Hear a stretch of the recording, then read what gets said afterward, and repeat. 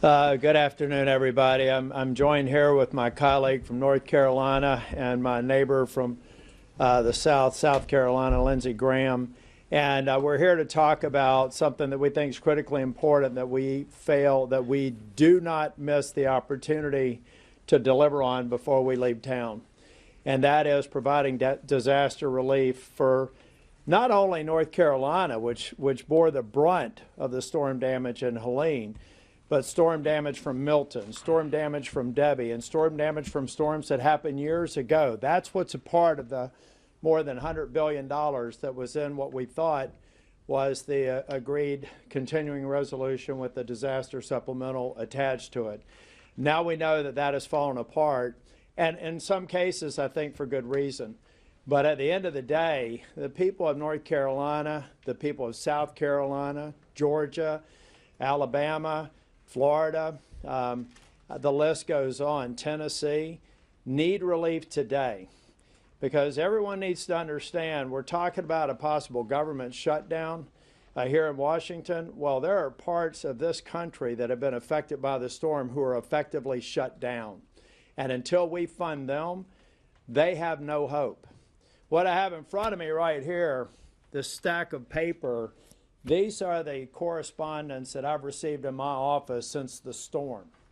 So I've tried to decide if I have to filibuster and do whatever I have to do to keep us from going home if we reach agreement that doesn't include the disaster supplemental. You're going to hear these stories on the Senate floor for as long as my voice and my colleagues' voice can be heard. So I agree with President Trump that we could do better than the CR that was before us, and I also agree with President Trump because he reaffirmed to me yesterday that he believes that disaster relief is absolutely essential before we go home. So I'm just saying to my colleagues, don't forget the people who have been affected by these storms. Their future is literally in your hands. Now I'll turn it over to Senator Graham. If you don't mind, I'll just keep that there. Yeah, that sounds great. Yeah, thank you, Senator Tillis. And I've got an equal stack like this. We've been out there countless times. We've seen the need. Look, there's a tremendous amount that is up in the air right now, and I don't want to get into hypotheticals and different scenarios, but I want to make a couple things clear. The fact that Western North Carolina has had to wait for 83 days is just ridiculous, and it's a disgrace. We've got people freezing in tents. We've got delayed FEMA trailers, but it's time to get beyond these political games. You know, the initial CR, which is now dead, it was a mess. It was a 1,500-page insult to taxpayers. And I just want to make sure that people know for anything to pass, it has to have disaster aid for Western North Carolina to get my support. I appreciate Senator Tillis being in lockstep on this, as well as those who were affected, also from South Carolina and other states. I've had colleagues from both sides of the aisle that have been in disaster states and understand the need, the federal component of this, come to me and say, what North Carolina needs, just let me know, because I'm behind you. So it's not just me, it's not just us up here, it's lots of other colleagues as well. We need this and we need it now. So I talked to Governor McMaster. This thing's taller than I am, which is yeah, no, that's all right. Bad news is I'm not that tall. So the bottom line is, I just talked to Governor McMaster. This is essential to South Carolina. Helena, Hugo is legendary in my state. It hit Charleston years ago. The cost of South Carolina, even adjusted for inflation, is twice what Hugo was. More in deaths, more in money. The last 3 hurricanes we've had in South Carolina, the FEMA request combined are less than this hurricane. I cannot tell you the level of destruction that's hit South Carolina in the most odd way. It's not along the coast.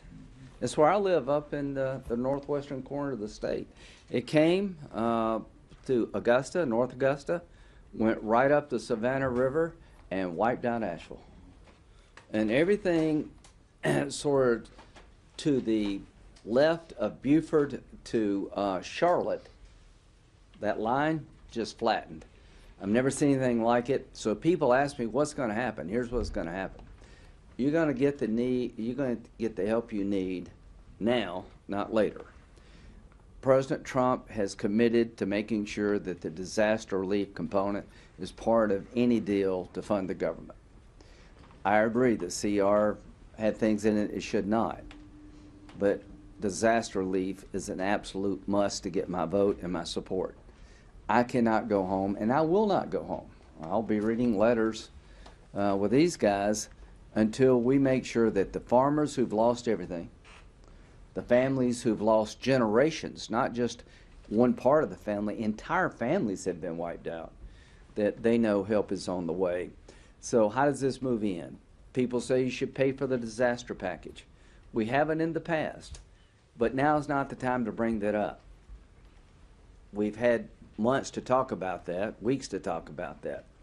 Border security, taxes, we're going to pay for all that. But if this is not an emergency under federal law, what would be? If this doesn't qualify as an emergency, nothing will ever qualify for emergency. So to my Republican colleagues, we're going to pay for border security, we're going to pay for rebuilding our military, and we're going to try to offset the expense of cutting taxes, and I think they actually pay for themselves. But we're going to get this package out the door as soon as we can. People back home need it. It's just not about South Carolina, North Carolina. This disaster package includes 3 disasters that affects Virginia and Florida. So this is a must-do. We're urging the body to have, a clean CR, right, with this package, and let's go home and come back next year and hit the ground running. Sarah, so you had a deal between the leaders that included disaster relief. That was on a glide path to becoming law. Was it the right decision by Trump to come in here and blow this up and demand the debt limit on top of it? Well, you know, I wonder whether or not we really even had a deal, because having been Speaker of the House before, the minute you got the votes, you take the vote. And so I believe that Speaker Johnson was doing the best he could to get support for it. But I'm not really sure that this is people reversing their decision. I think they made certain assumptions, and when they got further into the details of the bill, they just pulled back. And President Trump's right. If you look at a lot of the things that are in this bill, President Trump and others are right to criticize it. I'm happy with the clean CR and the disaster supplemental. Some of the provisions in the bill would have been fine by me, but we're not there anymore. Now where we are is the need to stay here until we deliver on desperately needed support in North Carolina and parts south. What about raising the debt limit on top of that? Was that a good idea for him to demand that? Well, I think President Trump and I are in agreement that I don't even know why we continue to have the debt limit drama. The debt limit was implemented, as I recall, in 1917. It was we had $3 billion in debt then. We had about $60 billion in GDP. In 2024, the debt limit, our debt right now is $36 trillion. So in its 107-year history, it hasn't really done a very good job of bending the curve, and I think that that's what President Trump is saying. Whether or not the Democrats would accept it in this package, I doubt. But that's a part of the negotiation in the Four Corners that hopefully reaches a positive conclusion that includes disaster recovery. But I just want to be clear to all of you, is raising or eliminating the debt limit something that you support, and is tackling the debt limit worth risking this kind of aid? I won't speak for either of my colleagues here, but I'm less interested in that discussion and more interested in how we get disaster recovery done. I've made my point. I'm with President Trump. I do think that the debt limit is this fake sort of a deadline that we've never allowed to lapse. 107 years, we've never defaulted on the debt. The only thing we have done is continue to increase the debt. So I agree with President Trump. At some point, we should probably not make it the fake crisis that it is, which results in increased mandatory spending. But that's separate from the matter at hand. What I'm here to talk about is the need to fund the government, the need to fund disaster recovery, and the need to stay here until we do. But he's saying it's not separate. He's saying for him that's a must-do. President Trump. Yes. Well, Yeah, the bottom line is that's a negotiating posture that you go into a room and you have to convince 2 out of 4 people in that room who are Democrats who may have a different view. Well, you got to get 60 votes in the Senate, right? I voted to raise the debt limit. I voted against raising the debt limit. I don't want to default. There are some Republicans who've never voted to raise the debt limit and never will. So that's just a reality. So you have to get Democrats where you lose Republicans. Are they 60 votes in the United States Senate to raise the debt limit as part of this package? I will do that. So you need 59 more. All right. 58. Yes. I want to go to the future for a minute. If the government shuts down, can disaster relief continue with federal workers that are there on the ground right now? That's a great question. I have to take it back for the record. You know, we have essential personnel, but that's a very good point. I'm looking at my staff. Do you just not know or going to check into it? Don't know? I would put them on the spot. Can you shift all the cameras back there? I'm just kidding. We'll get back to you. I'm assuming just logically that it would not put things down, but that is something for us to look at. Senator Tillis, Mike Rounds is suggesting maybe bridge disaster relief to take you 3 months or 2 months into next year, and that you could do the rest of the disaster relief as part of the broader negotiations next year. What do you think of that idea? And secondly, what do you think is the minimum amount of disaster relief you need in this package right now? Dollar-wise? We need disaster relief in the tens of billions of dollars. Ladies and gentlemen, the more than $100 billion that were in the agreement are insufficient for all of the damage of Helene, Milton, Debbie, and other storms. We have to keep in mind agriculture relief, et cetera. So, no, I want now. The problem that I really have with this process is I hope we don't get to a point to where we politicize disaster relief. I have voted for every disaster relief, whether it was in my state or not, since the beginning of my tenure here in the Senate. And we've also never played the game of having an offset. Disaster relief is something that we get to people in their times of need. And there are thousands, tens of thousands of people who are desperate right now. I'm happy to have a discussion about bending the curve. In fact, I'm happy to have that discussion with anybody who's voting for the Social Security bill that's going to raid the trust fund of $200 billion over the next 10 years. Happy to have that discussion about that kind of spending. But when you're in the middle of a crisis, I don't think anybody's going to want to hear somebody come to the floor and talk about the fiscal responsibility of giving these people a home again, or giving them an opportunity to open up a business again and employ people. So no, I don't think 10 billion or 20 billion, and I promise we'll do something more in March, is an acceptable solution. We know what the need is today. It was negotiated in a package, and it needs to be in a package to get my support to get out of here. Senators, What in particular do you want to remove from this package, given all the discussion about how it's too big? No, I think that's a question to ask the House. Look, ball control, and my colleagues can jump in on this. I want to get back to disaster recovery, so I'll give you all a little leeway, but I want to talk about why I'm here today.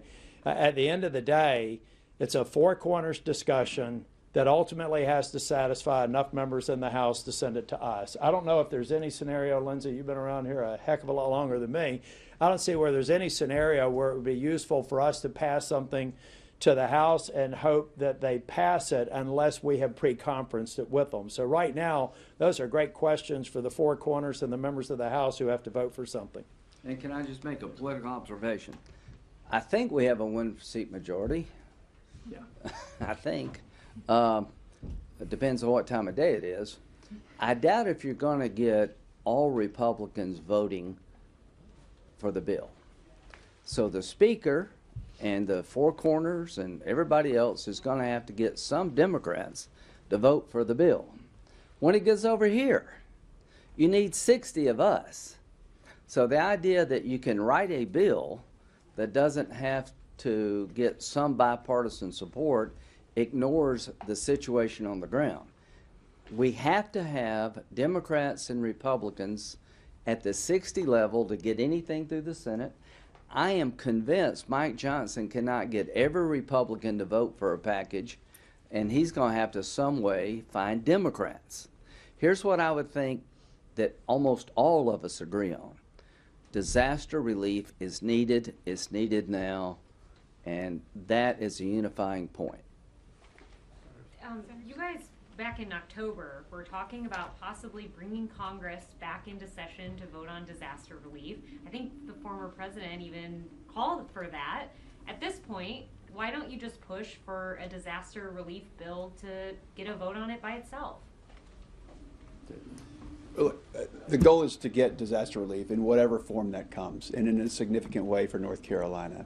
We've seen tens of billions of dollars. The request from the state was north of $53 billion. And remember, the $100 billion in the prior bill, which is stalled, was for multiple states. So whatever form that comes in, I would be supportive of that, assuming it includes North Carolina. Senators, yeah. 2 questions. One, I just want to make sure I'm understanding right. You all are saying you will filibuster a funding bill that does not have disaster relief in it, because I heard that from I'm the speaking president. for myself, yeah. Okay, but you see you nodding also, Senator Graham. help him. Okay, all right, gotcha. Good. Good South Carolina speaking tradition. The other question is, in the end, there was a deal, at least as far as reporters are concerned, because all 4 corners did post this bill. Speaker Johnson held a background call with reporters about the deal. So can you talk to the American people about why it is that this fell apart? It was Republicans, President Trump, and Republicans in the House that led to this collapse. How do you explain that to Americans? You know, I'm not going to get into the heads of the folks that were trying to get votes on the House side, but I suspect it goes like several pieces of legislation I laid down when I was Speaker of the House in North Carolina. You make certain assumptions about people voting. You can't get to necessarily every member and make sure they've read every page and they're okay with everything. So I think that Speaker Johnson did what any speaker would do in that setting, is try to say it's directionally correct. I think I can win the votes, and with the president's help, I could do it. And in this case, we saw some expression of concern with the package, and so that I don't believe that Speaker Johnson had the cover to secure the votes. That's why we are where we are. I mean, it's not like it's lost on me or any of you all that we had other people criticize the deal that had been posted. That's how I think it happened. So I do believe that Speaker Johnson thought he was going to be able to secure support, and that didn't occur for any number of reasons. Well, thanks, Senator.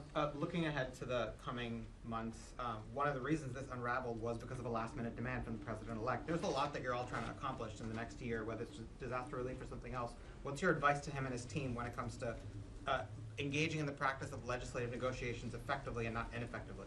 I'm going to defer to an incoming chair and the senior member of the Carolinas delegation. I think it probably collapsed of its own weight. You know, put yourself in Mike Johnson's shoes. That's a hard job on a good day. You're trying to put a package together, keep the government running. You got different interests with worthy causes, by the way. So the knock on the bill is it got too big, it got pork laden. I've never heard anybody suggest that the disaster component was pork laden. I've heard people say it should be paid for, but we've never done that before. This is truly an emergency. So those elements of the bill that were considered pork will probably fall by the wayside. But here's what I will tell people who want to figure out what's going to happen. If you can do this without a Democratic vote, that would be a miracle. You can't. So this is the world in which the Founding Fathers gave us. They gave us a world of checks and balances. They gave us a House that's up for every 2 years and sends up for every 6 years. The Senate traditionally has empowered the minority voices in the Senate for big decisions. That's changed some, but we need 60 votes to get it done in the Senate. Mike Johnson's going to have to pick up a handful at least of Democrats, because there's some Republicans will never vote for anything. That's what I would suggest to people. President Trump was upset by the size and scope of the package.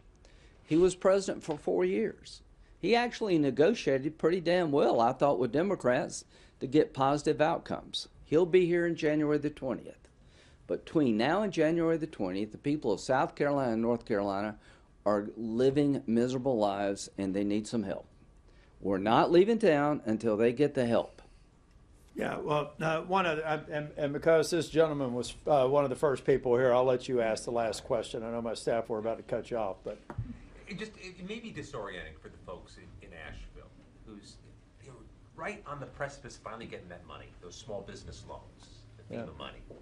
And Donald Trump kind of blew it up. And they hear you saying Donald Trump was right.